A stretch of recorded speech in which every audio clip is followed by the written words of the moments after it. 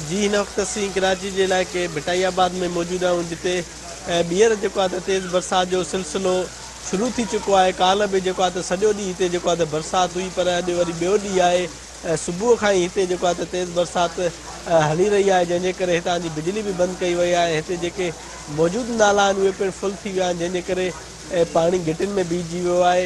मौसमियात खाते पारां इहो चयो आहे त हीउ जेको बरसाति जो सिलसिलो आहे इहो आचर ॾींहं ताईं जारी रहंदो, पर हिन वक़्तु कराची जे भिटाइयाबाद समेत मुख़्तलिफ़ जेके आसपास जा इलाइक़ा आहिनि, जंहिंमें गुलिस्तान जोहर आहे, गुलशन आहे, बख्तावर ॻोठ आहे, सुचल ॻोठ आहे, सफ़ूरा ऐं ॿियनि हंधनि ते बि जेको आहे त बरसाति हली रही आहे।